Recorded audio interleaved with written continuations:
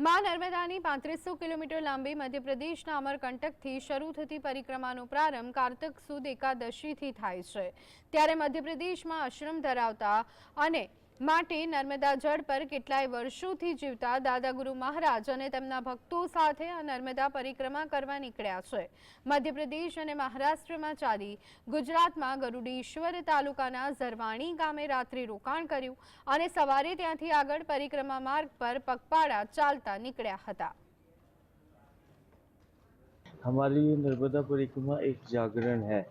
नर्मदा परिक्रमा एक ऐसी साधना जो देवत्व को प्रकट करती है। नर्मदा मैया की जिसको हम परिक्रमा कह रहे हैं, एक ऐसी साधना है जो व्यक्तित्व का निर्माण करती है। ये सबसे बेहतर जीवन और सबसे सुरक्षित जीवन के लिए जो है ये साधना हमारी अखंड है।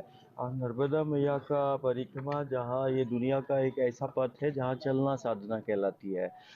चले तो साधना है, बैठे तो उपासना है। और नर्मदा मैया की परिक्रमा एक बेहतर जीवन और सुरक्षित जीवन की परिकल्पना को साकार करने के लिए, और ये नर्मदा मैया की परिक्रमा एक ऐसी साधना है जो समाज की एकता अखंडता का सूत्रपात करती है। नर्मदा मैया की परिक्रमा सनातन संस्कृति की जीवंत प्रमाण